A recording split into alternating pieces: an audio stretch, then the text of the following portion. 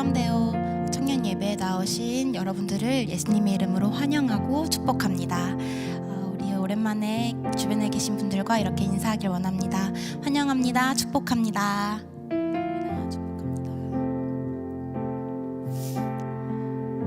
주님의 성소에 하나님의 부르심에 응답하여 이 자리 가운데 나오신 여러분들을 진심으로 환영하고 축복합니다. 여러분 일주일간 또 하나님과 동행하면서 살아내셨나요? 우리는 종종 내 삶은 내가 계획하고 내가 통제할 수 있어야 의미가 있다라고 생각하는 것 같습니다. 그래서 일이 내 뜻대로 풀리지 않을 때 불안해지고 더 꽉 붙잡고 변수를 줄이려고 애쓰게 되는 것 같아요. 마치 하나님이 안 계신 것처럼 말이죠. 하지만 말씀은 이렇게 말합니다. 우리의 계획이 아니라 주님의 뜻이면 이라는 고백 안에서 우리는 어떤 상황 안에서 안전하다고요. 복음 안에 있다는 확신은 통제하려 애쓰는 삶이 아니라 하나님께 맡기는 자유를 누리게 합니다. 오늘의 이 예배 시간, 나의 계획보다 더 크고 선한 하나님의 계획을 신뢰하며 붙잡고 있던 통제를 내려놓고 주님을 온전히 바라보는 시간이 되시길 간절히 소망합니다. 이제 시간이 되었으므로 다 함께 일어나셔서 사도신경으로 우리의 신앙을 고백하겠습니다. 나는 전능하신 아버지 하나님, 천지의 창조주를 믿습니다. 나는 그의 유일하신 아들 우리 주 예수 그리스도를 믿습니다.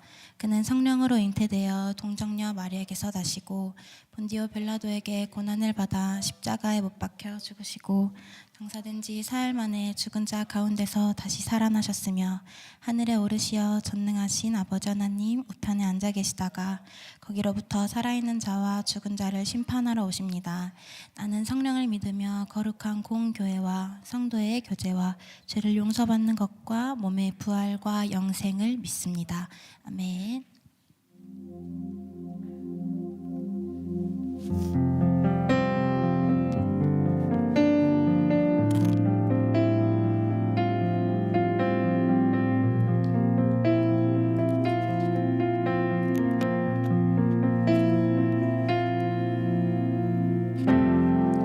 주의 성소로 들어가네. 주의 말씀 있는 곳,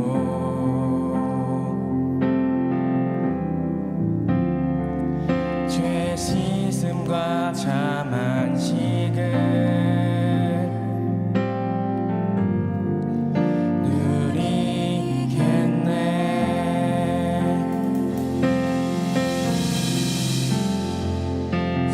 성소로 들어가서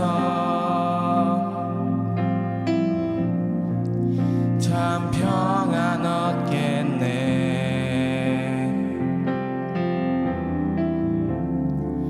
그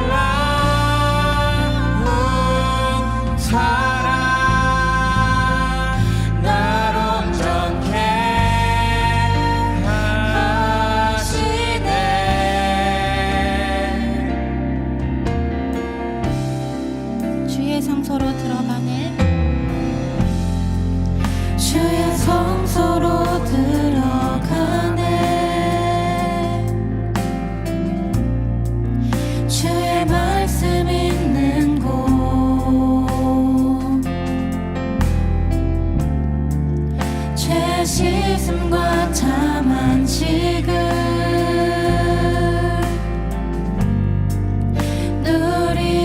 누리겠네.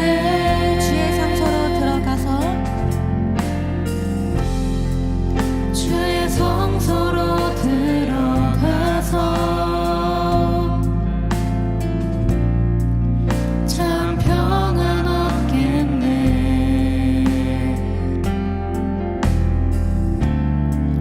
큰 기쁨과 감사로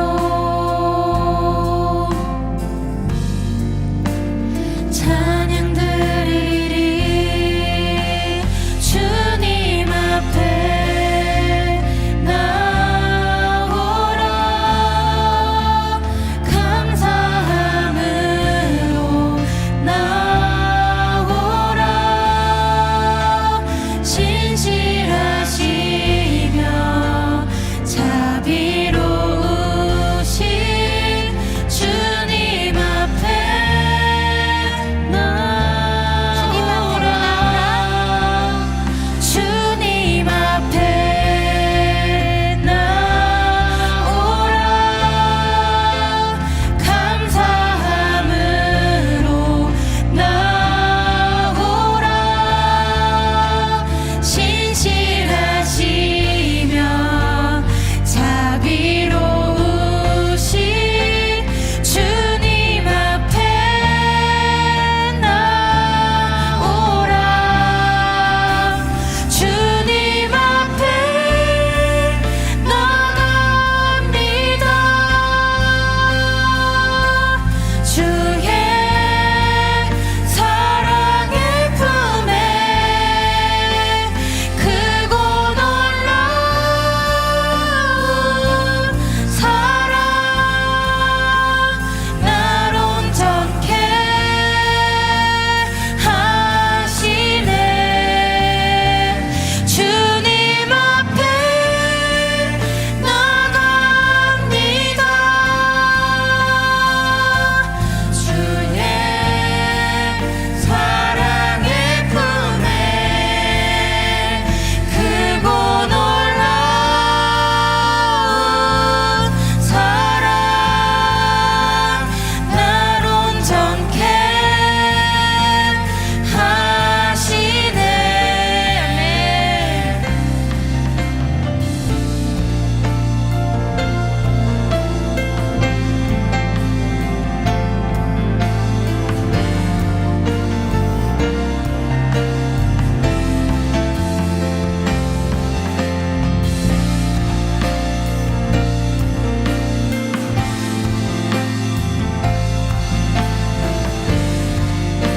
우리 계속해서 주님 앞에 나아갑니다.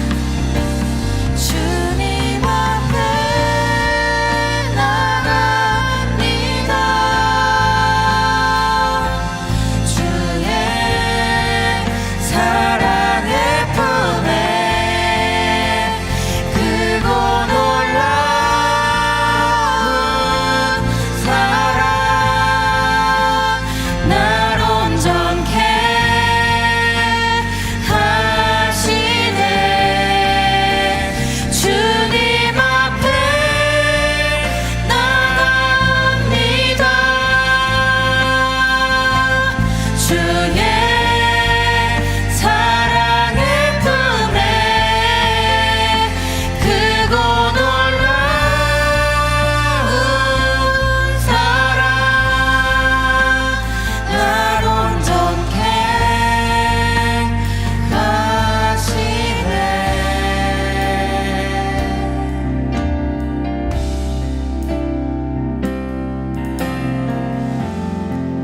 주의 성소로 들어가네. 주의 말씀 있는 곳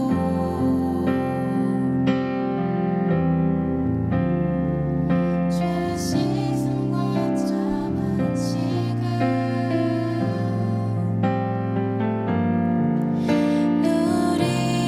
누리겠네. 아멘. 오늘도 우리를 주님의 성소 가운데 초대하신 하나님께 감사와 영광의 박수 올려드립시다.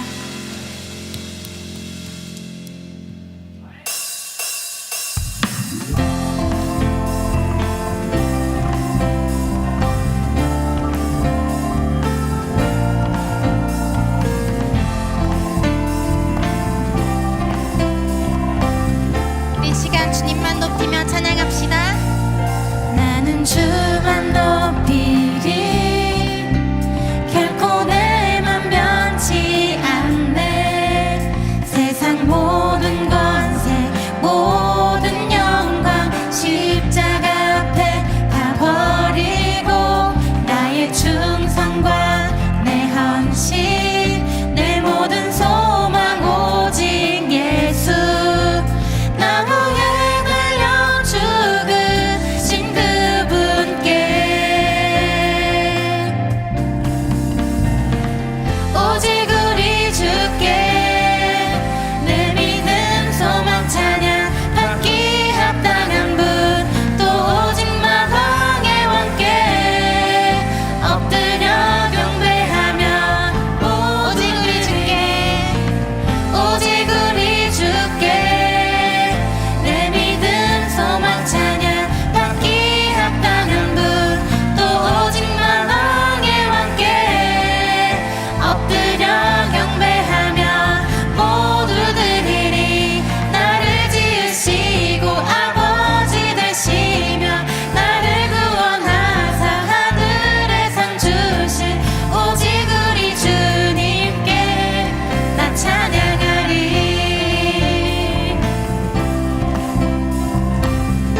처음부터 고백합니다. 나는 주만 높이리 결코 내맘 변치 않네. 세상 모든 권세 모든 영광 십자가 앞에 다 버리고 나의 충성과 내 헌신 내 모든 소망 오직 예수. 나무에 달려 죽으신 그분께 오직 우리 주께 내 믿음 소망 찬양 받기 합당한 분 또 오직 만왕의 왕께 엎드려 경배하며 모두 드리리. 오직 우리 주께 내 믿음 소망 찬양 받기 합당한 분 또 오직 만왕의 왕께 엎드려 경배하며 모두 드리리. 나를 지으시고 아버지 되시며 나를 구원하사 하늘의 상 주신 오직 우리 주님께 나 찬양하리.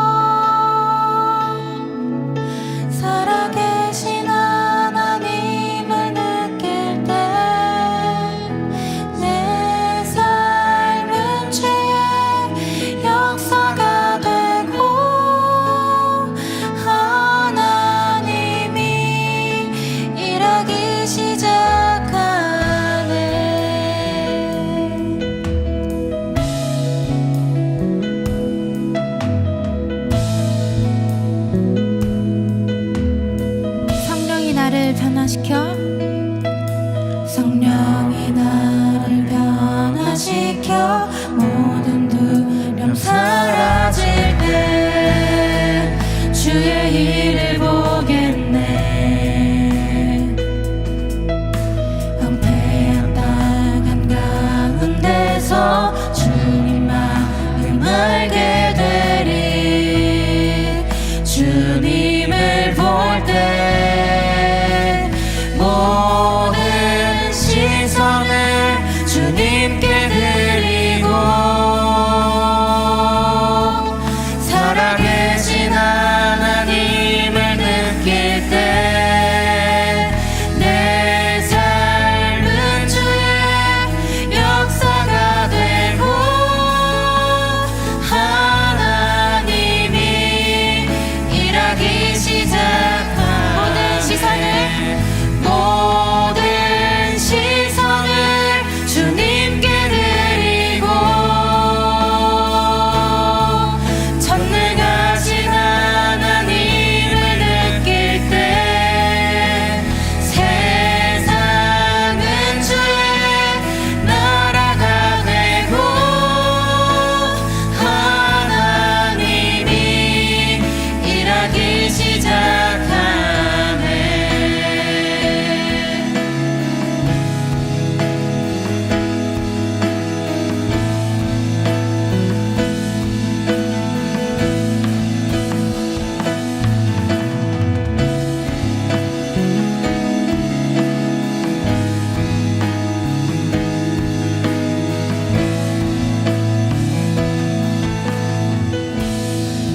주님의 영광 임하네. 주 볼 때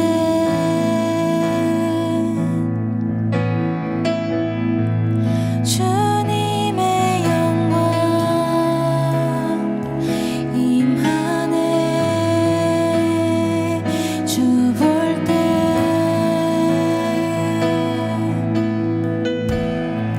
주님의 영광 임하네.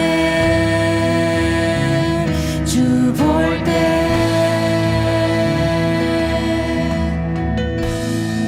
주님의 영광 임하네. 주 볼 때 주님의 영광 주님의 영광 임하네. 주 볼 때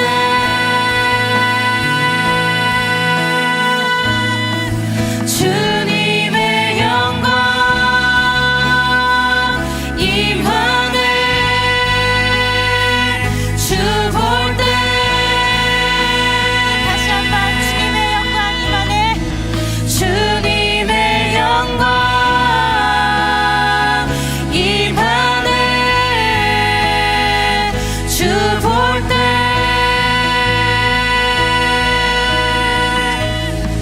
주님의 영광 임하네. 주 볼 때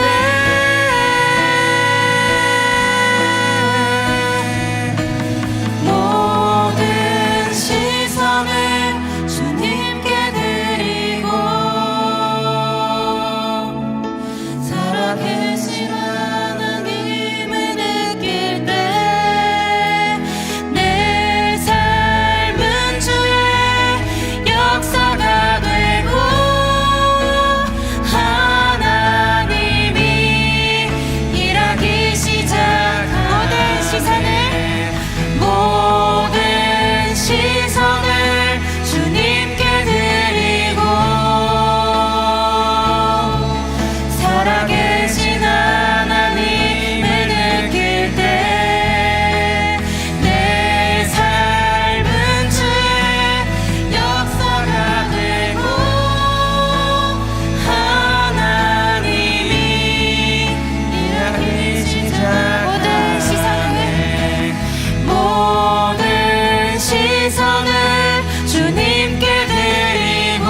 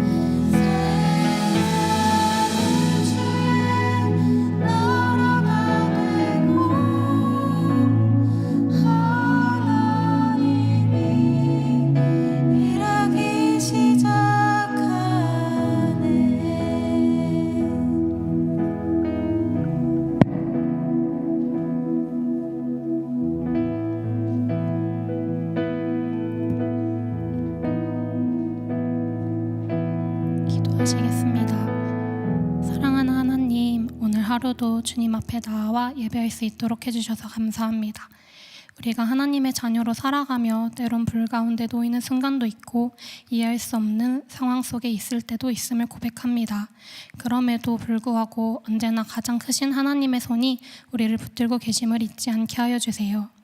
우리는 하나님의 사랑을 고백하며 더 사랑하기를 원한다고 말하지만 삶의 자리에서 온전히 마음을 들이지 못했던 순간들, 또 넘어지고 멀어졌던 순간들이 있었음을 고백합니다.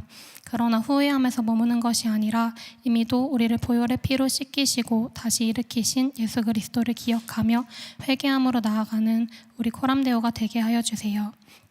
오늘 예배를 통해 다시 한번 예수 그리스도의 복음을 깨닫게 하시고 그 사랑을 알므로 참된 아름다움과 기쁨을 누리는 우리가 되기를 원합니다. 박다희 목사님을 위해서 기도합니다. 무엇보다 하나님의 마음을 구하는 사역자가 되게 하시고 그 사역 가운데 하나님의 권능 부어주셔서 오직 하나님 한 분만 기뻐하시는 사역 되게 해주세요. 사역 가운데 지치지 않는 새 힘을 더해주시고 가정 가운데도 평안함으로 충만하게 하여 주세요. 이제 말씀 듣습니다. 말씀을 들을 때 우리의 마음이 온전히 하나님 한 분께 드려지게 하시고 그 말씀이 우리의 삶을 변화시키는 능력이 되게 하여 주세요. 감사합니다. 사랑합니다. 예수님의 이름으로 기도드렸습니다.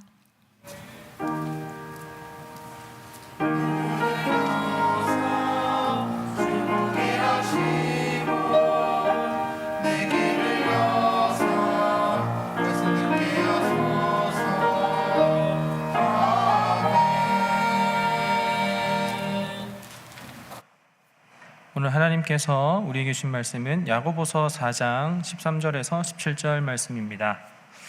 야고보서 4장 13절에서 17절입니다.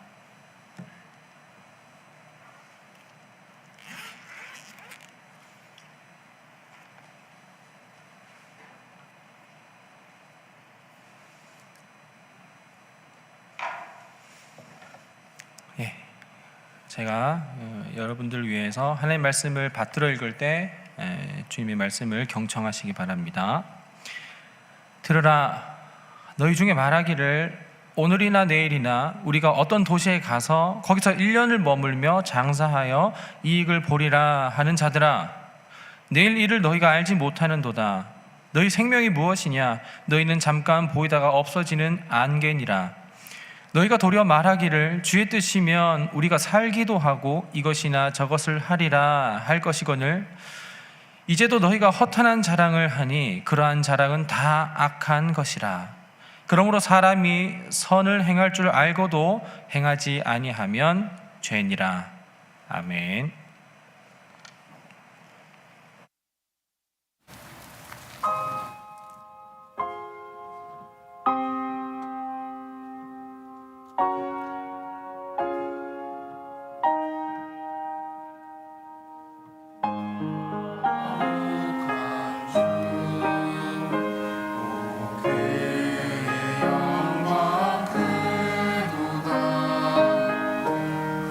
거룩한 주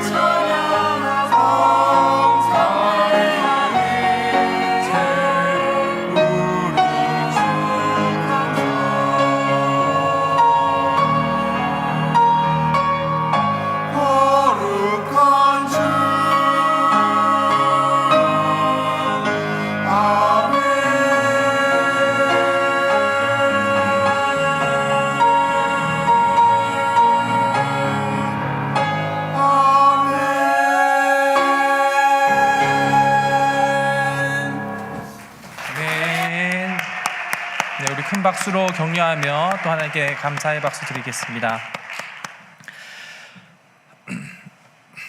기도하겠습니다. 하나님, 우리 지난 한 주 살아가며 또 춥고 또 쌀쌀한 그 한 주간을 보내고 또 사람들을 대하며 또 우리가 맡은 일들을 대하며 크고 작은 여러 가지 일들이 참 많이 우리를 움츠리게 하기도 했지만, 그러나 하나님, 우리가 그럼에도 불구하고 한 주를 살아낼 수 있었던 것은 하나님의 섭리 안에 우리가 있음을 기억하며 또한 하나님께서 우리에게 허락하신 그 모든 것들이 우리에게 주어졌기 때문임을 이 시간 다시 한번 겸손하게 고백합니다. 하나님, 그래서 그 모든 구원과 생명과 그 모든 근원이 하나님께 왔음을 기억하는 마음에 감사하는 마음으로 주께 귀하게 헌신한 사람들의, 여기 모인 예배자들의 헌신이 있습니다. 예물이 있습니다. 하나님, 그 모든 것이 주께 영광이 될 뿐만 아니라 그것이 사용되는 곳마다 많은 사람들에게 유익이 되게 하여 주시고, 만물이 주 안에 있음을 기억하는 마음에 우리가 거기에 동참하는 기쁨으로 우리의 헌신이 동참되게 하여 주시옵소서. 오늘도 이제 말씀을 듣고 그 말씀으로 우리가 한 주를 살아가며 위로와 희망을 얻게 될 때 성령께서 우리에게 충만케 임재하여 주셔서 우리가 깨달아야 할 것들을 깨닫는 은혜 허락하여 주시옵소서. 예수님의 이름으로 기도합니다. 아멘. 우리 주변에 계신 분들과 인사하겠습니다. 잘 오셨습니다. 반갑습니다. 인사하겠습니다. 잘 오셨습니다. 우리는 계속해서 이제 우상이라는 주제를 가지고서 설교를 듣고 있습니다. 이 우상이라는 건 그렇게 막 간단한 문제는 아니라고 이렇게 말씀을 드렸습니다. 우상이라고 얘기를 한다면 우리는 아마도 좀 무의식 중에, 그리고 은연중에 자연스럽게 떠오르는 게 있다면, 교회를 오래 다닌 사람들은 그런 거 있죠. 그 이제 출애굽기 때 금송아지 만든 거, 그래서 금송아지 그런 거 형상, 신상, 동상 같은 걸 만들어서 그거에다가 이제 막 절하고 뭐 그런 걸 이제 우상, 그리고 우상 숭배다 뭐 이렇게 우리가 생각하기도 쉽죠. 근데 우리는 이제 그러진 않으니까, 우리 막 어디에 가서 막 절하고, 예를 들어서 막 산소 가서 막 절하는 거 우상 숭배인가요? 막 이렇게 얘기를 하는 것처럼 거기에 우리가 실제로 고기를 숙이지 않고 허리를 숙이지 않고 절하지 않으면 우상 숭배한 거 아니지 않아요? 라고 하면서 저는 우상 숭배자는 아닌 것 같은데요? 라고 우리는 은연중에 그렇게 생각하는 게 있단 말입니다. 하지만 지난 2주 가운데, 그리고 오늘도 얘기했지만, 하나님이 아닌 것에 대해서 하나님께서만 주실 수 있는 것을 얻으려고 한다면 그 다 이제 우상숭배라고 했습니다. 그래서 지지난주에는 인정을 얘기했죠. 하나님만이 주실 수 있는 참된 인정이 있지만 우리는 거기 말고 내 노력과 내 능력으로 얻으려고 한다면 그것을 붙잡는 것은 무엇이든 우상이라고 했습니다. 그렇죠? 그리고 이제 지난주에는 이제 첫째 주가 이제 안락이었고 지난주가 이제 인정이었습니다. 그런 식입니다. 그래서 우리는요, 하나님께서만 주실 수 있는 거를 하나님이 아닌 다른 것에서부터 얻으려고 한다면 그 모든 것은 우상이기 때문에, 이 우상의 문제는 우리 삶 가운데서 굉장히 얽혀 있고, 그리고 우리 가운데 굉장히 깊숙하게 침투해 있다라는 것이 바로 우상의 문제다라는 겁니다. 그런 의미에서 현대에 이를수록 우리는요 더 우상 숭배자가 되기 쉽고, 그리고 팀 켈러 목사님 이렇게 얘기했습니다. 좋은 것일수록 우상이 되기 쉽다라는 겁니다. 좋다라는 건 뭐예요? 이게 나쁜 뭐 어떤 형상, 막 이렇게 동상 그런 거 다 대놓고 봐도 나빠 보이잖아요, 그렇죠? 근데 좋은 건 뭐겠어요? 뭐 예를 들면은 뭐 남자친구, 여자친구, 부모님, 스펙, 이거 다 나쁜 거예요, 좋은 거예요? 좋은 겁니다. 근데 좋은 것일수록 내가 거기에서 뭘 얻으려고 한다면 그게 다 우상이라는 거죠. 돈도 그렇습니다. 돈 나쁜 거예요, 좋은 거예요? 좋은 겁니다. 마약 좋은 거예요, 나쁜 거예요? 좋게 쓰면 좋은 겁니다. 근데 의료기술에 이제 마약을 잘 쓰죠. 근데 어쨌든 이런 것들을 내가 하나님이 아닌 거기에서 궁극적인 것을 얻으려고 한다면 그건 다 우상이라고 하는 겁니다. 자, 오늘은 그래서 이제 통제라는 주제인데 이제 이 통제라고 이제 두 글자로 적혀 있긴 하지만 이제 조금 더 이제 다양한 의미로서는 규율 같은 거, 뭐 규칙 같은 것들, 뭐 그런 걸 해결할 수 있겠죠. 뭐 제도 같은 것들, 그리고 확실성. 이거를 해야 이렇게 뭐 이렇게 어떤 장치를 마련해야 그래야 이게 확실하게 지켜진다. 바운더리를 벗어나지 않는다. 그런 확실성 같은 거 있죠. 예를 들면 그런 겁니다. 보험을 듣는 거는 뭐예요? 우리가 미래에 어떤 일이 발생했을 때 그것을 내가 어느 정도 보상받을 수 있는 것을 이렇게 확실성을 두기 위해서 하는 게 이제 보험이기도 하잖아요. 예를 들어서 이제 돈 같은 것도 그렇죠. 돈도 단순히 그냥 우리가 돈이 필요해서, 그러니까 돈이 많으면 좋겠어서 그런 게 아니라 돈이 있으면 미리 많이 벌어 놓으면 혹시 향후에 내가 뭐 암에 걸린다라든지 아니면 우리 집이 불타버린다든지 그렇게 해도 내가 막 나가 살거나 이게 어렵게 살지 않고 그래도 어느 정도 내 생명과 내 미래를 지킬 수 있기 때문에 돈을 필요한 거잖아요. 그렇죠? 그런 거를 이렇게 이제 확실성에 대해서도 이렇게 통제에 대해서 이렇게 생각을 해도 되겠고, 어떤 기준입니다. 내가 이렇게 딱 기준을 세워놨을 때 이 기준 밖에 나가고 안에 들어오고 이 기준을 지키고 기준을 지키지 못하고 이런 기준이 이제 통제라는 우상 내에 다 이제 함축된 의미라고 생각하면서 오늘 이야기를 다 들으시면 됩니다. 자, 그래서 이거는 이 통제라는 우상을 섬기는 사람들의 특징은 어떤 거냐면 내가 하는 일이나 아니면 이제 내가 이제 지내는 삶이 있죠. 그 모든 것들이 내가 전부 다 통제할 수 있고, 내가 전부 다 내 바운더리 안에서 내가 전부 다 손이 뻗어 갈 수 있고, 그것을 내가 어느 정도 만질 수 있는 그런 정복할 수 있는 그런 삶이 되면 나는 잘 살고 있지만, 그러나 내 그 모든 것들이 정복하지 못하고 그리고 모든 것들이 내 삶에 정말 이게 조정되지 않으면, 컨트롤이 되지 않으면 내 삶은 실패한 거다라고 느끼는 거면 우리는 이제 통제 우상을 섬기는 우상 숭배자다, 그렇게 생각하시면 되겠습니다. 말이 길긴 하지만 조금 더 이렇게 자세하게 더 설명을 드리도록 할게요. 그래서 방금 했었던 말의 반대 의미는 뭐냐면 내 삶이 그리고 내 계획이 내 선에서 계획되지 않고 변수가 많을 때는 내가 실패했다고 느끼는 겁니다. 변수가 생겼구나, 대안을 마련해야지, 이게 아니라 내가 생각했었던 내 계획에 없었던 것들이 생기고 있어, 그럼 난 실패한 거야, 내 삶은 실패한 거야, 막 이런 것들 있죠. 예를 들어서 막 이렇게 이혼 같은 거, 민감한 문제긴 하지만 내 계획에는 이혼이 없습니다. 근데 이혼했으면 성격이 맞지 않아서 이혼했구나 하면서 거기에 대해서 또 다른 어떤 대안이나 아니면 또 다른 어떤 슬픔을 통해서 그 슬픔을 이겨가면서 삶의 의미라든지 뭐 그런 걸 찾아갈 수 있지만, 나는 틀렸어, 나는 이제 끝이야, 사람들이 이제 나를 어떻게 볼까, 뭐 이런 내가 생각했었던 계획했었던 것에 밖에 벗어난 일들에 대해서 굉장히 심각하게 흔들리는 것은 내가 통제에 대한 것에 대해서 굉장히 우상시하고 있었다라는 것을 얘기하는 건데요.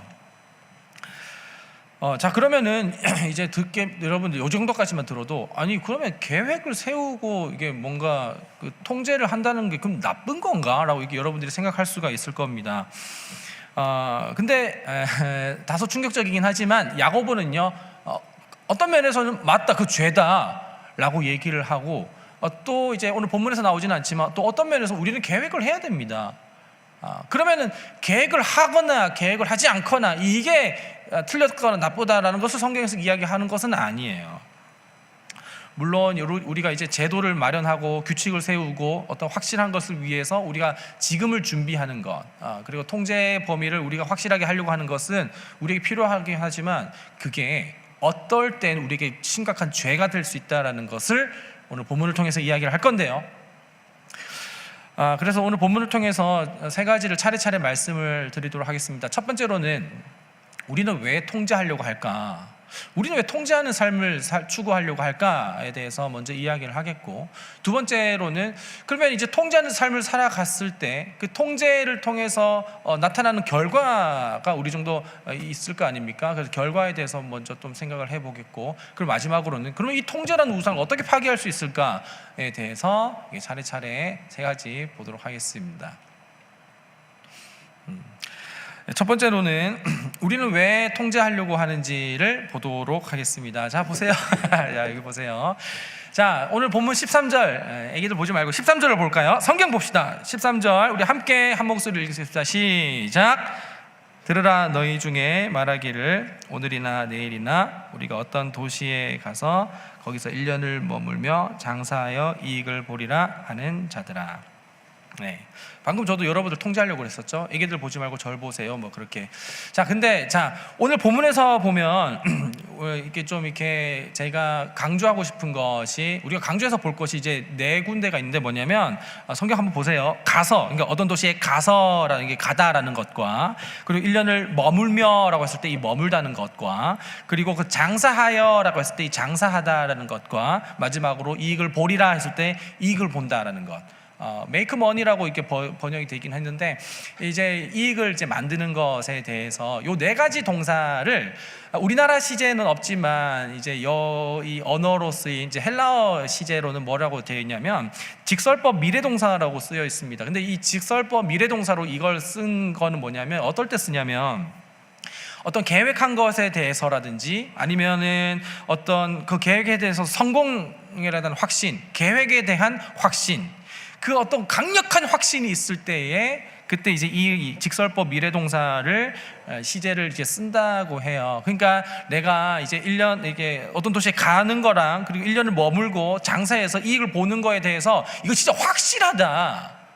이거 진짜 완전 성공이다. 이거는 무조건이다. 내가 이렇게 디테일하게 정교하게 그리고 확실하게 이 계획을 짜고 플랜을 짜는 거는 이거 무조건 이루어지는 것이다 라고 이렇게 말할 때, 이걸 우리는 그냥 호소력 있게 하지만 여기서 시제로 이렇게 표현을 하거든요. 그리고 나서 야고보는요, 이런 시제를 가지고서 말하는 사람들에 대해서 이제 보세요, 이거는 우리를 확실하게 하지 않습니다. 여러분들 이거 교만한 거예요라고 이렇게 오늘 본문에서 야고보가 이야기를 하고 있는 거거든요.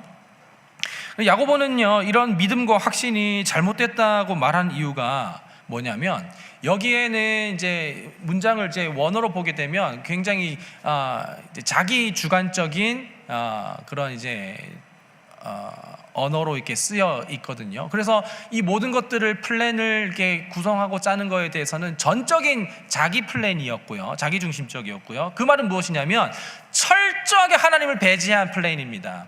그러니까 철저하게 하나님을 배제했다라는 것이고, 내가 하는 이 모든 것에서는 하나님께서 어떻게 하실지에 대해서 조금 더 염두해 두지 않고서 플랜을 짜는 것을 이야기하는 거예요. 그게 오늘 본문의 이제 13절의 뉘앙스입니다. 자, 근데 야고보는 이렇게 하나님을 배제하면서 계획을 하고 그리고 이제 이걸 모든 것들을 이렇게 확신하는 주체가 자기 자신이라고 이야기를 하는 사람들에 대해서 오늘 본문을 야고보 얘기를 하는데, 자, 그러면은 우리는 아니 그 하나님이 없는 것처럼 계획을 하는 것이 왜 나쁜가요? 라고 우리는 충분히 물어볼 수가 있을 겁니다.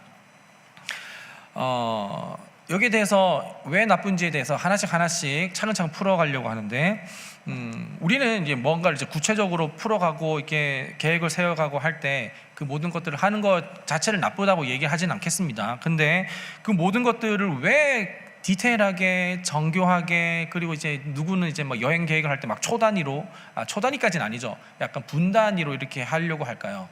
왜냐하면 불안하기 때문에 그래요. 뭐가 불안합니까? 변수가 생길까봐. 그리고 그 변수가 생긴다는 것은 뭐예요? 내 안정과 그리고 내 정체성과 그리고 나의 어떤 심리적인 압박과 고통을 타격이 있을 거라고 생각하기 때문에 그걸 통제하려고 하는 거잖아요. 그죠? 그러니까 일정이 어떻게든 변하게 되고, 그리고 뭐 사람들이 어떤 반응을 보이든지 간에 그게 전부 다 좋은 거라면 굳이 통제하겠습니까? 근데 그렇게 통제하는 이유는 뭐냐면, 궁극적으로 그 모든 것들이 나를 공격하고 그리고 나를 힘들게 하고 나를 정체성을 흔드는 거라고 생각하기 때문에 그런 것이잖아요. 그래서 변수가 생긴다는 것은 늘 불안합니다. 변수가 생긴다는 것은 늘 불안하고, 그리고 그 변수를 최대한 억제시키면서, 혹은 억제시킬 수 없다면 오차범위라도 최대한 좁히는 것 때문에 우리는 통제하려고 하는 거잖아요. 기준을 세우는 거잖아요. 규칙을 세우는 거잖아요. 그래서 돈을 많이 벌어 놓는다면 물론 내가 미래에 내가 어떤 일이 일어날지 모르겠지만 그러나 그 미래까지도 내가 장악하기 위해서 내가 지금 돈을 많이 벌어놓는 거다. 돈 자체를 우상이라고 말하지 않겠습니다. 근데 돈을 벌려고 하는 이유가 내가 내 미래를 내가 정하려고 하기 때문에, 내 미래를 내가 지키려고 하기 때문에 라는 것이고, 아까서 얘기했지만 여기에는 하나님이 어떻게 개입하시고 하나님이 어떻게 섭리하시는지에 대해서는 완전 배제해놓고 플랜을 짠다는 거잖아요. 그 말은 무엇이냐면 하나님은 불안하다는 얘기입니다. 하나님이 불안하다라는 거예요.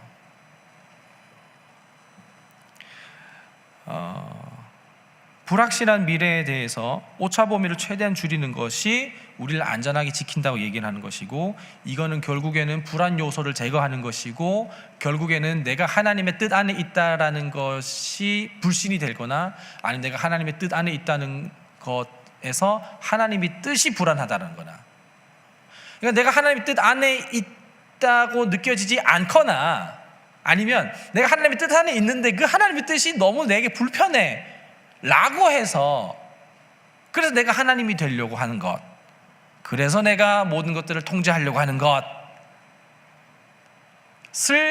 오늘 13절에서 이야기하고 있는 겁니다.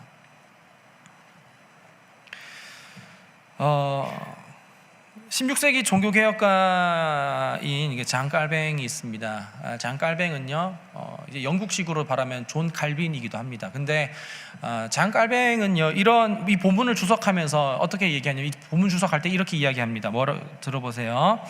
인간이 자기의 수고로 미래를 보장받으려고 하는 것은 하나님의 주권을 가로채는 도둑질이다. 이게 무슨 말이냐면, 인간이 내 노력과 내 성취와 그리고 나의 어떤 계획과 나 어떤 열심히 했었던 그 어떤 그 노력 같은 거 있잖아요. 그 모든 그것으로 내 미래를 보장하려고 한다면, 내 미래를 살려고 한다면, 미래를 지키려고 한다면, 그 미래의 영역은 하나님의 주권인데, 근데 그 미래의 영역인 하나님의 주권을 내가 확보하려고 하고 내가 가져오려고 하는 것이기 때문에 하나님의 주권을 도둑질하는 거라는 겁니다. 하나님의 주권을 가로챈다는 것은 그건 도둑질이라는 거죠. 하나님의 주권을 도둑질하려고 하는 겁니다. 그러니까 미래에 하나님의 뜻과 하나님의 어떤 개입이나 하나님의 어떤 그 계획을 배제해놓고 하나님은 없어, 내가 하나님이야 라고 하면서 짜는 계획은 하나님의 것을 도둑질하는 거라고요. 장깔뱅이 오늘 본문을 주석하면서 그렇게 이야기를 했습니다. 이거는 아담과 하와의 모습을 통해서도 하나님의 주권을 빼앗으려고 했었던 것, 자기 자신이 하나님이 되려고 했었던 것을 충분히 볼 수가 있죠. 무슨 말입니까? 우리는요, 그런 면에서 우리는 계속해서 하나님을 도전하고 있고 하나님의 것을 빼앗고 있고, 그리고 우리가 하나님이 되려고 하는 죄를 짓고 있다는 것입니다. 내가 완전하지 않다라는 것, 내가 불완전하다는 것을 알기 때문에 완전한 자의 것을 가져오려고 한다는 것이죠. 그러나 그것이 우리를 또한 완전하게 하지 못한다는 것은 우리는 경험적으로 또 직관적으로 알고 있기는 합니다. 오늘 본문 14절을 보면 야고보는요, 뭐라고 이야기하냐면 내일 일을 너희가 알지 못한도다 라고 이야기합니다. 내일 일이요. 예, 맞습니다. 우리는요, 내일 기온이 몇 도부터 최저 온도와 그리고 최고 온도가 몇 도일지, 바람은 어떻게 일지, 미세먼지가 어떻게 될지, 그리고 내일 첫 차가 몇 시에 출발할지, 막차가 언제 끊기는지, 그건 우리는 다 알 수 있고 예측할 수 있습니다. 그리고 거기에 따라서 우리는 우리의 삶을 루틴을 해놓고 거기에 따라서 내 삶을 이렇게 하려고 하죠. 그렇지만 우리는 막상 내일 가보면 늦잠을 자요. 늦잠을 자지 않기 위해서 나는 나 자신의 플랜을 통제해놓기 위해서 알람을 맞추지만 그 알람을 난 무의식적으로 자꾸 끕니다. 내가 나를 통제하려고 하지만 내가 나를 벗어나려고 하는 거죠. 계속해서 뭔가 자꾸 다른 일이 생겨요. 그리고 내가 이 차를 타려고 이렇게 하는데 갑자기 내 앞에 누군가가 싹 들어와가지고 내가 그 차를 못 타서, 그래서 내가 또 회사 가는 시간 그리고 학교에 가는 시간이 또 딜레이가 됩니다. 내가 이 도로를 타고 가기 위해서 내가 먼저 이 도로가 막히기 때문에 일찍 나왔지만 거기에 누가 또 다른 사람이 사고를 쳐놨어요. 접촉사고 때문에 내가 거기서 길이 밀려서 또 늦게 갑니다. 여러분, 근데 이거는 뭐 우리가 살아가면서 1년에 한두 번 있을 일일지 모르겠지만 이런 거 말고도 사사로운 것들이 너무 많아요. 저는 메가커피에 가서 꿀 아메리카노를 시키기 위해서 가서 이렇게 시키려고 이렇게 딱 들어가자마자 점원이 나보고 난 주문도 안 했는데 주문 나오려면 15분 걸려요 라고 이렇게 이야기를 하는 거예요. 그때부터 저는 모든 플랜들이 그 일정이 다 엉켰습니다. 예, 여러분, 우리는요 미리 메가 오더, 사이렌 오더 뭐 이런 걸 하면서 내 시간을 확보하려고 하고 그 모든 것들을 내 통제 안에 해서 내가 모든 시간을 지키려고 하지만 그게 내 뜻대로 내 계획대로 되지 않는 것을 우리는 직관적으로 경험적으로 다 알고 있다는 것이죠. 그래서 우리는요 아무리 그 미리 준비하려고 해도, 그리고 스마트폰으로 내 모든 것들을 미리 통제하고 미리 예측하고 관측하려고 한다 하더라도 그래도 그거는 우리의 삶에 그리고 우리 마음의 계획에 그렇게 뜻대로 되지 않아요. 호텔 예약을 해보셨습니까? 항공권 예약을 해보셨습니까? 그리고 어떤 그 여행 갔을 때 스케줄을 다 예약을 하시고 그 모든 것들을 다 짜놓으셨습니까? 그대로 다 잘 되셨습니까? 아니요. 잘 돼도 문제예요. 잘 돼도 문제인 것은 이따가 얘기하겠습니다. 이렇게 우리는요 모든 것들을 예측한다고 하지만 그 예측 범위 내에서 이루어지지 않습니다. 진취적이고 그리고 이제 생산적이고 건설적인 사람들, 그리고 그 미래에 대해서 플랜을 촘촘하게 짜시는 분들, 그분들에 대해서 그거 나쁘다고 얘기하는 게 전혀 아닙니다. 왜 아닌지에 대해서, 그리고 어떨 때 죄인지에 대해서 이따 얘기할 테지만, 문제는 무엇이냐면 왜 그 이제 플랜 짜는 게 문제가 되냐면 내 그 모든 플랜이 완벽하게 이루어졌을 때, 하나님 배제한다라는 게 전제를 하고 나서 그 모든 플랜과 그리고 모든 계획과 그 모든 규칙들대로 사람들이 다 잘 지키고 있고 내가 한 그 모든 플랜대로 전부 다 잘 인생이 풀리게 됐을 때는 내가 하나님이 된 것처럼 착각하게 됩니다. 그리고 난 괜찮은 사람이야 라고 자위를 하게 되는 거죠. 자, 반대로 내가 생각한 대로, 내가 계획한 대로 그 전혀 이루어지지 않아요. 전혀 다른 삶을 살아가게 되면 그러면 나는 실패한 사람이 된다라고 생각하는 거죠. 저는 여러분들에게 예를 드는 겁니다. 실제로 그러고 싶긴 하지만 그러진 않을 건데, 여러분 이제부터 뒤에서 5번째 줄은 앉지 마세요 라고 하고 앞으로 전부 다 앉으세요 라고 이렇게 해서 여러분들 통제한다고 생각해 봅시다. 그리고 나서 통제했을 때 여러분들이 전부 다 뒤에 5자리를 안 앉고 여기 앞에서부터 채워서 앉는다면 어떻게 되냐면 너무 착한 거 아니야? 라고 생각을 해야 되는데 난 괜찮은 사람이야, 난 이렇게나 영향력이 있어 라고 인정의 우상으로 넘어가게 됩니다. 저는 왜냐하면 인정의 우상의 지독한 인정 우상 숭배자라고 얘기했죠. 저는 인정받기 위해서 여러분들 통제하고 싶어 하는 그 마음이 초단위로 올라옵니다. 그거 억누르는 것은 감사하게도 복음의 능력이 억누르고 있는데, 만약에 그럼에도 불구하고 5자리 줄에 계속 앉잖아요. 그럼 저는 이렇게 생각할 겁니다. 쟤네들은 왜 내 통제에 따르지 않는 거지? 라고 하면서 내가 무시받는다고 생각하면서 인정의 우상으로 넘어가게 되고 동시에 더 큰 통제를 하게 됩니다. 5자리는 전부 다 바리케이트를 쳐놔야겠어 라고 하면서 더 강화하는 거죠. 이런 식입니다. 이렇게 되면은 여러분들과 저는 가까워질 수 있을까요? 안 가까워질까요? 안 가까워집니다. 이거는 적용에 대해서 조금 더 이따가 얘기를 하도록 하겠고요. 이렇게나 우리는요 성공하면 내가 하나님이 된 것처럼 생각을 하고, 이 플랜이 무너지면 나 자체가 무시당하거나 혹은 내 자체가 실패하거나, 그럼 나는 인생에서 나고자라고 생각하게 되는 겁니다. 통제의 우상을 섬기고 있을 때 내가 계획한 대로 되는 것이 성공이고, 계획되지 않은 것으로 방향이 흘러가면 실패라고 생각하는 것. 그렇지만 여러분들 성공한 대로, 계획한 대로 되고 계획하지 않은 대로는 안 된다면 그거 진짜 성공일까요?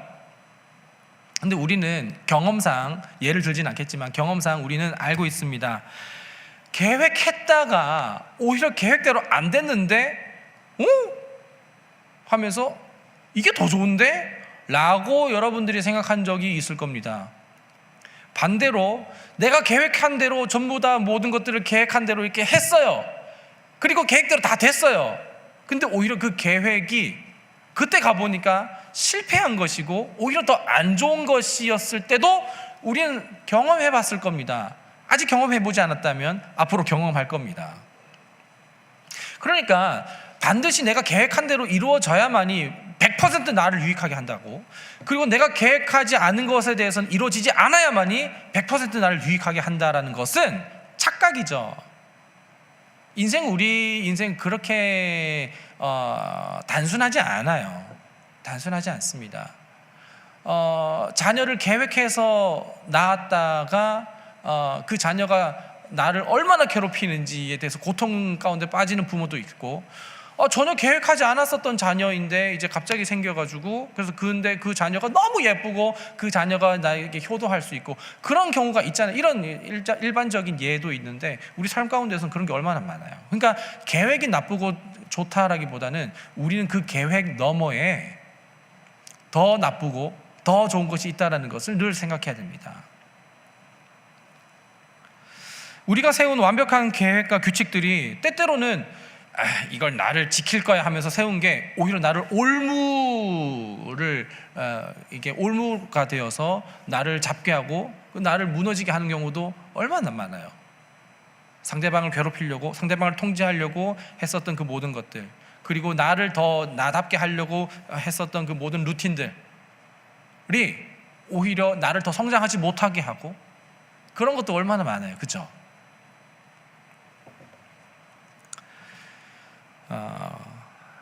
그리고 나를 더 세워주고 지켜줄 것만 같았었던 그것들이 때로는 우리를 더 비참하게 하기도 하고.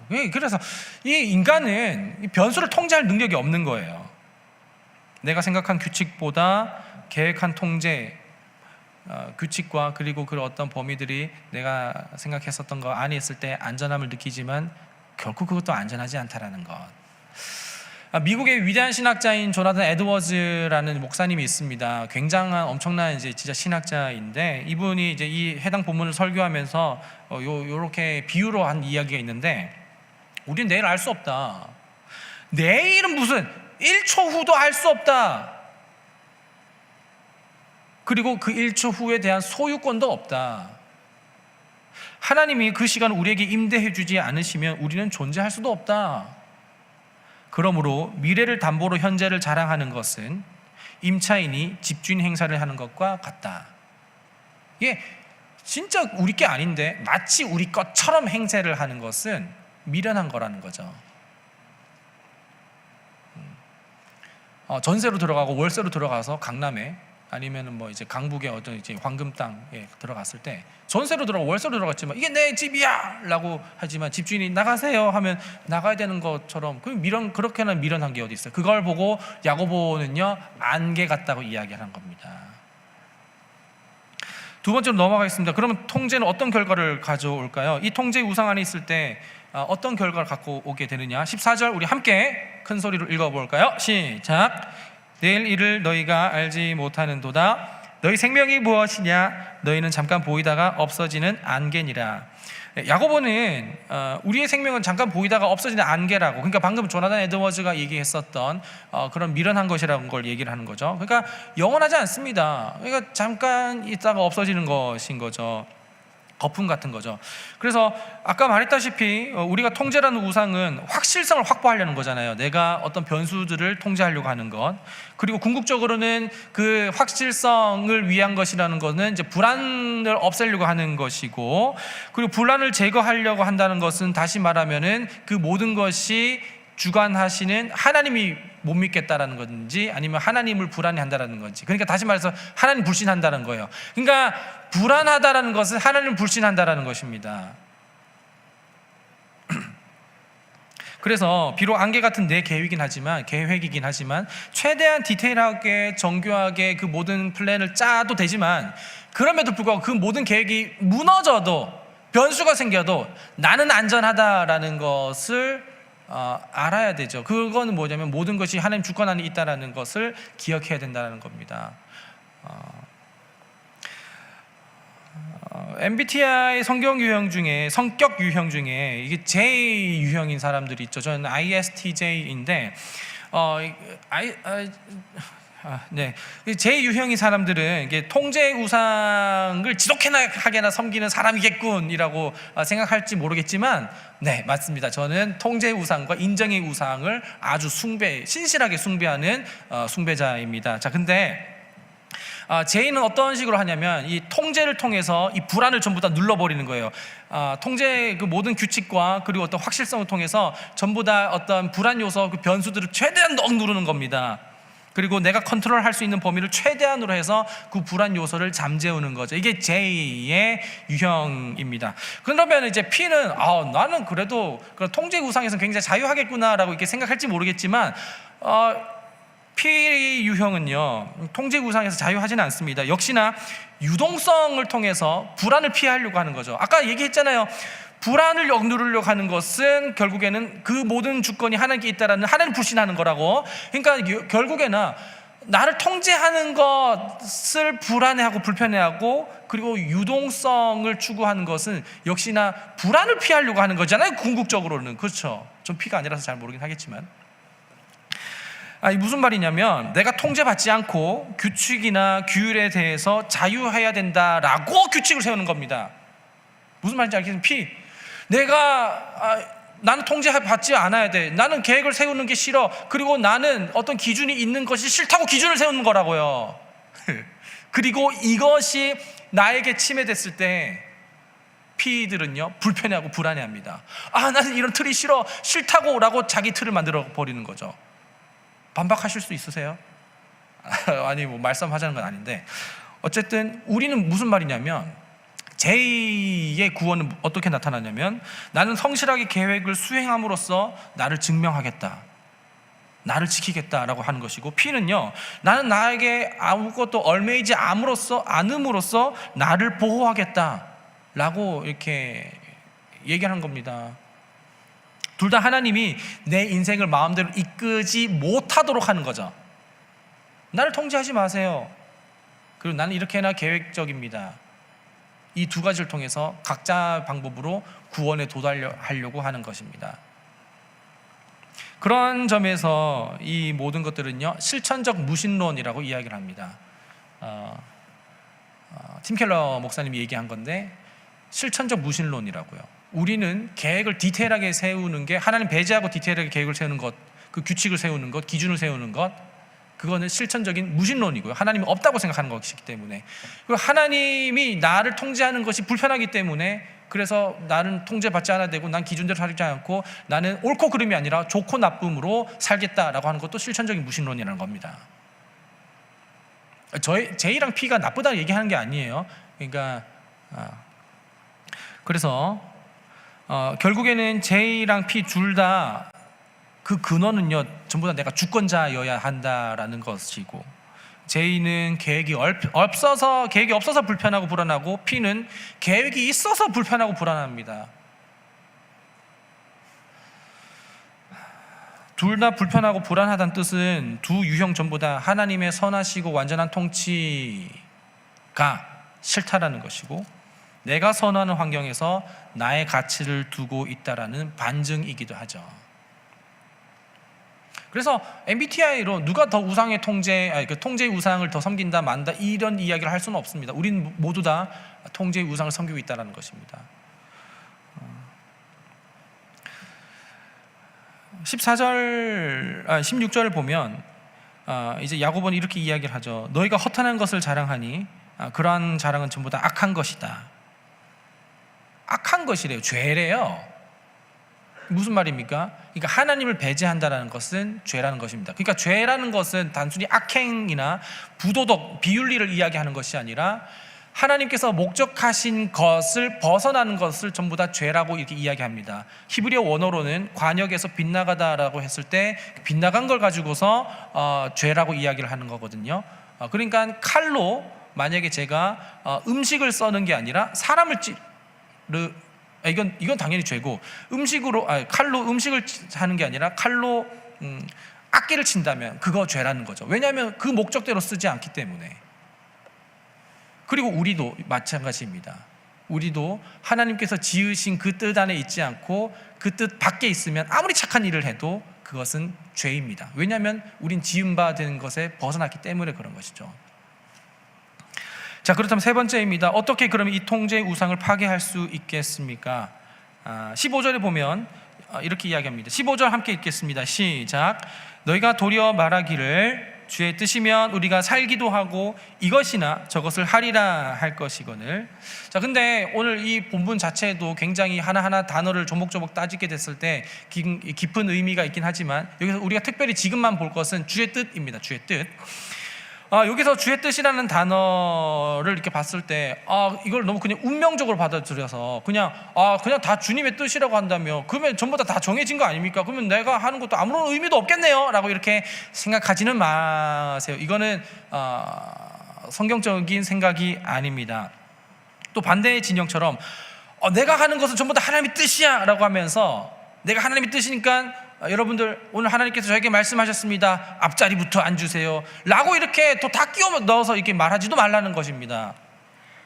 오히려 우리는요, 이 주의 뜻이라는 이 단어 앞에서 우리는 침묵과 겸손이 필요합니다. 침묵과 겸손이요. 오늘 설교를 계속 듣다 보면 아마 여기 계신 대부분의 분들이 이렇게 질문할 겁니다. 생각이 아니 그럼 기독교인들은 계획하지 말라는 얘기인가? 계획 자체가 불신앙이라는 건가? 근데 여러분들 다시 한번 말씀을 드리면 통제와 그리고 계획의 반대말은 무계획이 아니에요.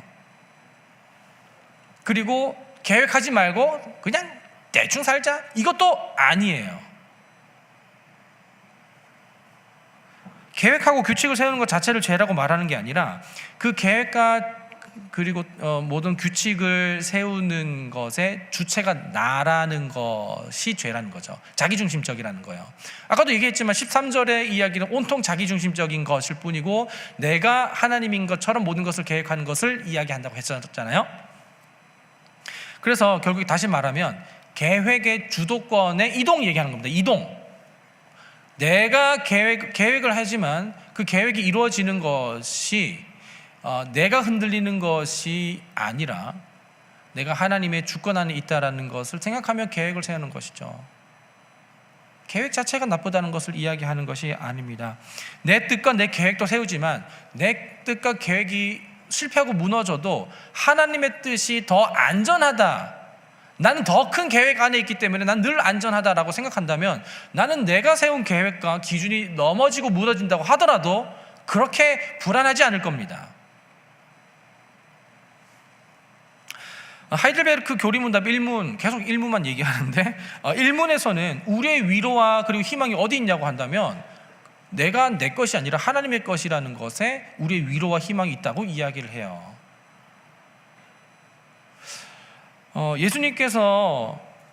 예수님께서는요 십자가에 잡히시기 전에 겟세마네에서 기도하셨습니다. 겟세마네에서 기도하시면서 뭐라고 기도하셨냐면 어떻게 기도하는지 한번 보세요. 내 아버지여 만일 할만하시거든 이 잔을 내게서 지나가게 하옵소서 라고 하는 게 예수님 기도입니다.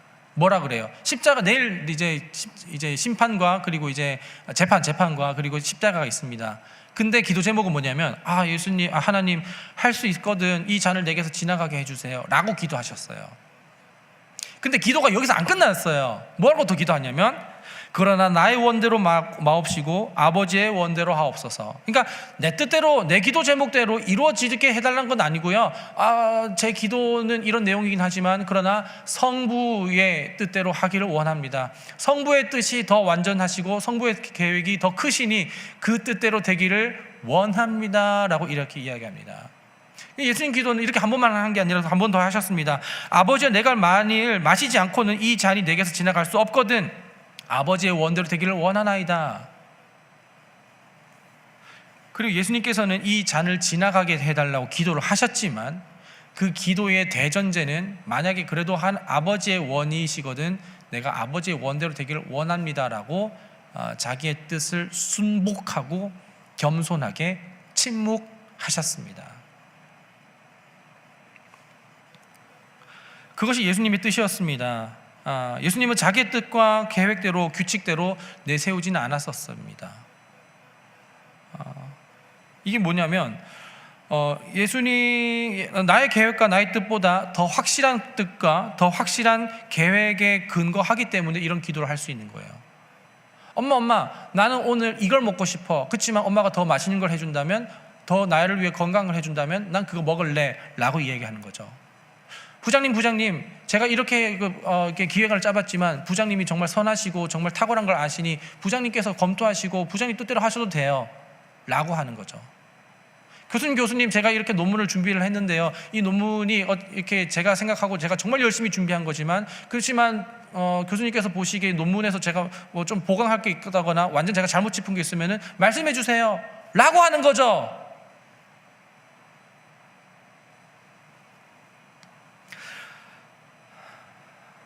예수님은요 처음부터 하나님의 규칙과 하나님의 규율을 다 지켰습니다. 그 율법을 예수님은요 하나같이 다 지키셨습니다. 그분은 때때로 계획적이셨습니다. 때때로 계획하고 어떤 마을을 관통해서 지나가셨고요. 그리고 그 모든 것들을 계획하고 그 모든 것들을 이루셨습니다. 그리고 그 모든 하나님의 규칙을 다 지키셨지만 그 모든 규칙과 그 모든 기준이요 자기를 위한 건 아니었습니다. 예수님은 오실 때부터 하나님의 뜻으로 오셨고요, 죽으실 때도 하나님의 뜻으로 죽으셨습니다. 만약 예수님께서 자기의 안락과 자기의 명성을 위해서 십자가를 피하시길 원했다면, 왜냐하면 십자가는 예수님께 아니에요. 예수님은 십자가에 달리실 근거와 이유가 단 하나도 없었습니다. 왜요? 왜냐하면 그분은 완벽하게 하나님의 통제와 기준과 규율 안에 있었기 때문에 그렇죠. 십자가는 자기 기준대로 사는 사람들의 것이었습니다. 예수님께서 그렇게 기도하실 때 하나님 제가 다 했지만 십자가는 못하겠습니다 라고 얘기할 수 있었습니다. 그리고 십자가에 달리지 않으셨다면 그 십자가는 우리의 것입니다. 그 십자가는 우리가 달려야 했었습니다. 그러나 그분은 십자가에 달리지 않으셔도 됐지만 십자가에서 완벽하게 통제당하셨고 우리에게 완전한 자유를 내어주셨습니다. 그분이 자유롭기를 원하셨다면 우리는 통제당해야 됐었지만 그분이 통제당하지 않으셔야 했었음에도 불구하고 십자가에서 통제당하심으로써 손과 발이 속박되심으로써 우리는 그 모든 것으로부터 자유케 될 수 있었다라는 것입니다. 만약에 하나님께서 공의롭게만 대하셨다면, 사랑은 없으셨다면 우리는 그 공의 안에서 우리는 십자가를 다 져야 됩니다. 그렇지만 그분은 사랑이셨기 때문에 그분은 법대로 하셨지만 우리에게 법의 잣대를 우리에게 내밀지 않으시고 그 법의 잣대를 예수 그리스도께 내미신 겁니다. 그리고 그 죄의 명세서를 예수님께서는 다 가져가셨죠. 우리 이야기를 하겠습니다. 교회에서 살아가면서 교회 밖이랑 느낌이 똑같다면 그 이유는 뭔지 아십니까? 밖이나 여기나 똑같아 라고 생각한다면 그것은 무엇이냐면 우리는 우상을 우선시하고 있기 때문에 그런 겁니다. 공동체와 관계가 부담스럽거나 가깝지 않게 여겨지는 이유가 뭐겠어요? 우린 달라야 되지 않겠습니까? 근데 똑같은 이유가 뭐겠습니까? 여전히 통제, 기준, 확실성을 우선시하느라, 그것을 우선시하느라 내가 사람들을 사랑해야 되는 것을 멀리하게 되는 거죠. 그 다음 차순위로 넘기는 거죠. 우선순위는 내 확실성과 내 규율과 내 규칙이고 그걸 먼저 해야 내가 거기에 부합하는 사람들만 사랑할 수 있는 겁니다. 관계할 수 있는 겁니다. 이건 뭐예요? 바깥이랑 똑같습니다. 그리고 예수님께서 다 지킨 사람만, 한 번도 범법하지 않은 사람만 사랑하겠다라고 한다면 우린 여기 있을 수 없죠. 그렇지만 그분은 바꾸셨습니다. 순서를 바꾸셨습니다. 사랑을 하셨고 사랑하기 때문에 자기가 통제를 당하셨던 거였죠. 우리가 만약에 통제의 우상을 통해서 확실성과 규율과 기준을 잣대를 들이밀면서 관계를 하다 보면 거의 여기서 여러분들 마음에 맞는 사람들 거의 다 속아낼걸요. 그리고 그 사람들만 친밀해지고 아닌 사람들은 전부 다 멀리하게 될걸요. 우리가 가깝지 않은 이유가 바로 여기 있습니다. 통제의 우상이요. 오늘부터 소그룹 모임이 있습니다. 우리가 가깝지 못하게 되는 이유가 무엇이냐면 우리는 선을 넘지 않기를 원하기 때문에 그런 것이죠. 난 예배만 할래. 난 예배만 하고 갈래. 더 이상 나를 통제하지 마. 나는 내 시간이 더 중요해라고 한다면 우리는 더 이상 복음을 배울 수 없습니다. 나를 위해 얼마나 통제를 당하셨고 속박을 당하셨는지 예수님께서 그걸 배울 수 없고 알아갈 수도 없습니다. 필드로 나가십시오. 이 필드가 어디입니까? 공동체입니다. 사람입니다. 볼링을, 수영을 아무리 책으로 한다고 하더라도 우리는 볼링장에 가야 되고 그리고 수영장에 물에 뛰어들어야 됩니다. 아무리 운전면허 필기시험을 100점 맞았다 하더라도 우리는 실제로 엑셀과 브레이크를 밟아봐야 돼. 도로로 나가야 됩니다. 우리가 얼마나 지독한 통제의 우상 숭배자인지 알려면 우리를 계속해서 통제의 잣대로 들이밀고 있는 타인을 만나야 됩니다. 공동체 안으로 소속돼야 됩니다. 그때 우리는 지독한 통제의 우상 숭배자라는 것을 알아가게 되고 그럼에도 불구하고 그 모든 것들을 무너뜨리신 복음의 깊이를 예수님의 그 의미를 알아갈 수 있게 되는 것이죠. 그리스도께로 오시고 공동체로 나가십시오. 그때 우리는 우리 안에 있는 통제 우상이 적나라하게 드러나고 그리고 나서 거기에서 복음을 배우며 이제 더 이상 나의 확실성과 나의 규율과 나의 기준을 먼저 세우는 것이 아니라 선을 행하고 사랑을 할 수 있게 될 것입니다. 본문 17절 보겠습니다. 본문 17절 함께 읽겠습니다. 시작. 그러므로 사람이 선을 행할 줄 알고도 행하지 아니하면 죄니라. 선을 행할 줄 알고 있습니다. 그렇지만 그걸 하지 않으면 죄인 거죠. 죄 뭐라고 얘기했습니까? 하나님은 서로 연합하기를 원하셨죠. 그분이 삼위일체로 연합하셨듯이 우리가 공동체 안에서 연합하기를 원했습니다. 우리가 연합되기를 원한다면 우리는 우리 안에 있는 확실성과 자기중심적인 규율과 규칙을 통제하는 것이 아니라 모든 것을 내려놓고 사랑으로 다가가는 거죠. 그때 우리는 하나님의 선 안에, 하나님의 계획 안에, 하나님의 뜻 안에 있다는 것을 알며 서로 사랑할 수 있을 겁니다. 그렇게 통제의 우상은 파괴될 것입니다. 여러분들이 계획적인 사람이든지 즉흥적인 사람이든지 상관없습니다. 여러분들이 가장 견디지 못하는 순간이 언제입니까? 내가 내 마음대로 되지 않는 상황. 제이에게 말하겠습니다. 예수님은 완벽한 규칙보다 더 크신 분입니다. 그분의 섭리는 우리가 하는 계획보다 훨씬 더 안전합니다. 이제 계획의 성취가 아니라 주권자의 손길 안에서 안식하기를 바라고요. P에게 말하겠습니다. 예수님은 우리를 구속하는 분이 아닙니다. 통제하고 억압하는 분이 아닙니다. 진정으로 오히려 우리를 자유롭게 하시는 분인 거죠. 물고기가 물 안에서 자유하듯이 말입니다. 내가 내 자유를 통제하려던 그 손을 펴서 주께로 돌이킬 때 그때 우리는 우리 인생의 방향을 제대로 확정하고 그 안에서 진짜 안전함을 느낄 수 있을 겁니다. 그리스도께로 오십시오. 그리스도 안에서 진정한 자유를 맛보시기 바랍니다. 시선 찬양해야 되는데 다음 주에 진짜 짧게 하기로 약속을 하고 오늘도 결단 찬양은 아까 불렀던 것으로 대신하고 원고 자체는 짧게 썼는데 다시 한번 또 죄송하다는 말로 매듭을 지으면서 기도하고 축도하고 마치겠습니다. 하나님, 우리는 하나님이 없는 것처럼 계획하고 그러다 보니까 우리의 기준과 우리가 마련해 놓은 선을 누군가 넘어갔을 때 불편해하고 내가 했었던 계획이 넘어지고 무너지게 됐을 때 또한 힘들어합니다. 하지만 내가 내 삶의 주인이 내가 아니라 하나님의 것이라는 것을 복음을 통해서 더욱더 깊이 알아가게 될 때 하나님, 나는 계획하더라도 내 계획이 완전하지 않다라는 것에 대해서 안도하게 하시고, 그럼에도 불구하고 내가 하나님의 계획 안에 있기 때문에 그 사랑의 성품 안에서 내가 치밀하게 계획을 하고 또한 규칙을 세우며 상대방을 사랑할 수 있는 마음도 허락하여 주시옵소서.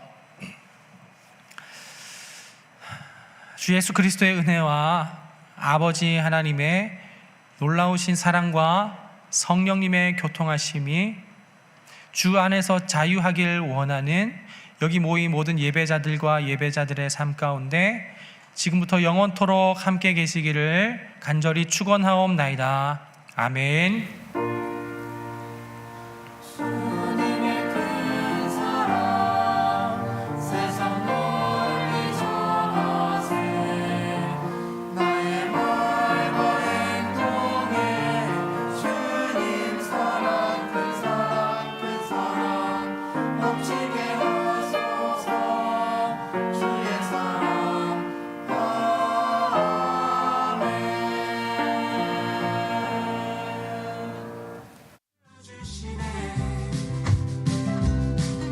더 깊은 곳으로, 더 낮은 곳으로 당신의 길을 걸어가려네. 그 사랑이 흐르고 흘러 너에게 닿기를, 아직 주를 모르는 영혼에게까지 그 사랑의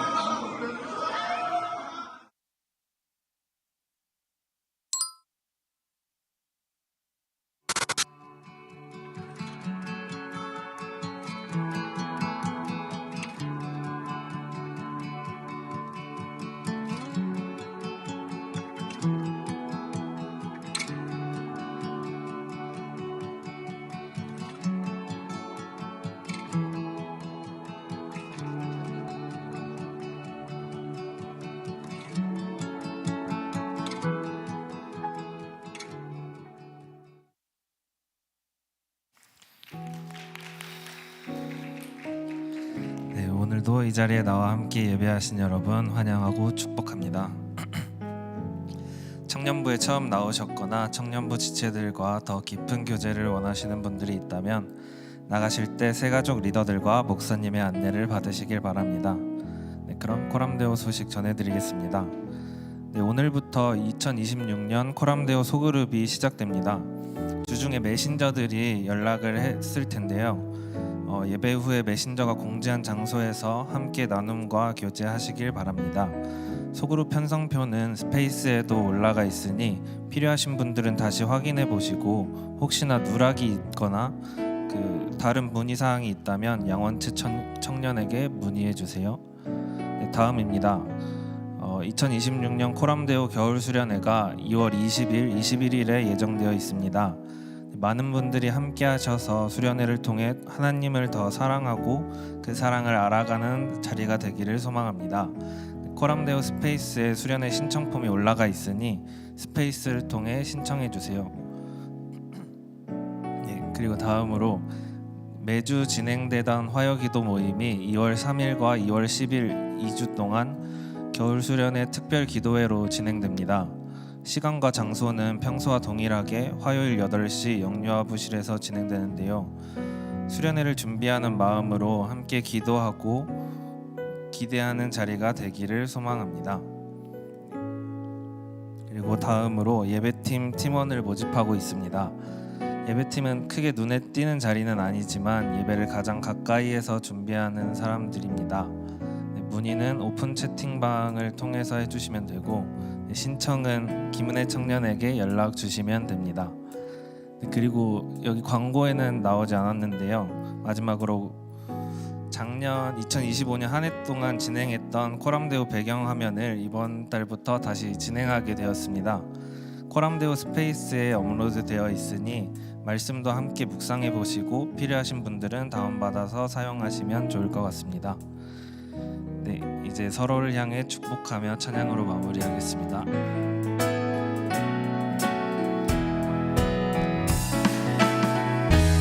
하나님의 사랑이 당신의 삶 가운데